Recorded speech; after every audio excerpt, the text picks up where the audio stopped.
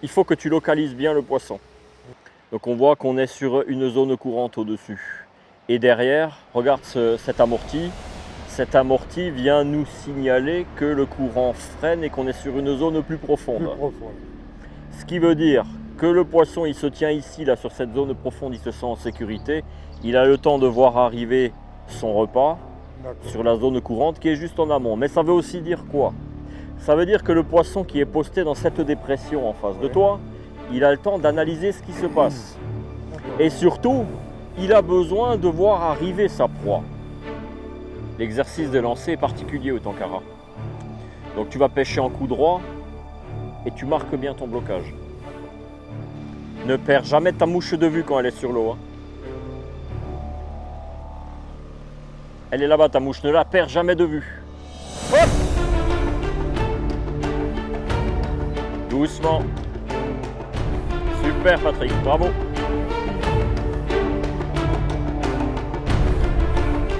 Doucement, profite. Tu te l'as gagné celui-là. Yes. Il n'est pas mûr, hein. Je vais faire le tour et je vais te le chercher.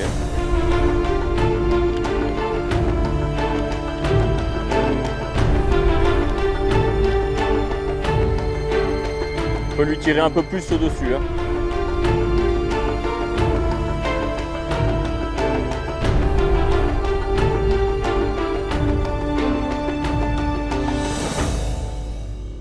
Quand on connaît le potentiel de cette rivière, de ces rivières, c'est extrêmement frustrant de voir ou d'imaginer tous ces super poissons.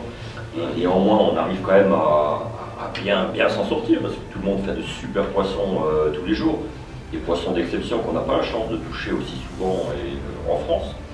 Et ce qui est aussi plus frustrant, c'est de voir toutes ces magnifiques éclosions, ces bêtises descendre à la queue leu sur la rivière. Tout ça, on l'a vécu, c'est extraordinaire à voir. Les premières truites sont un peu naïves, elles vont prendre les premiers bêtises qui descendent, et puis après elles se disent « Ah merde, ah oui, mais le bêtise hier il piquait, je vais le laisser ».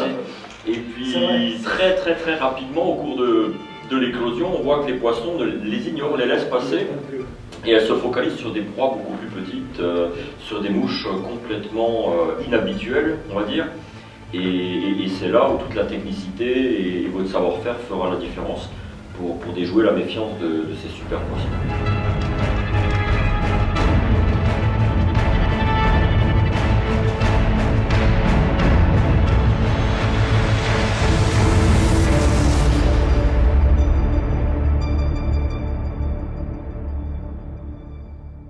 Le but du jeu cette semaine, c'est que vous pêchiez en sèche du matin au soir.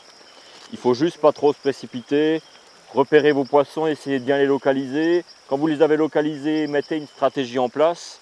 Étant donné que les poissons sont quand même assez regardants, il faut des bas de ligne longs. Il faut un bas de ligne qui fasse 4 mètres et n'hésitez pas à mettre au moins 1,50 m de pointe derrière. Ne commencez pas à pêcher trop fin, c'est une erreur. Démarrez avec des pointes en 14 centièmes. Ça peut passer toute la journée, le 14 centièmes. Comme ça, perfect. Allez, à hauteur de poitrine. Super. Allez, le sourire. Génial. L'Espagne. Si vous cherchez une destination où la pêche en sèche est reine, cette rivière de Catalogne est absolument adaptée et majestueuse pour ça. Des conditions de pêche chaque jour différentes qui nous sont proposées par Jean-François, des configurations de rivières différentes et une organisation de la part de Jean-François qui est sans faille comme d'habitude. Un lodge parfait, un guidage parfait, des conseils, une assistance permanente à la pêche. Des poissons avec des robes absolument magnifiques, des farios essentiellement, quelques arcs. En termes de technicité, c'est une rivière qui est abordable pour tous et l'assistance de Jean-François fait que tout est possible.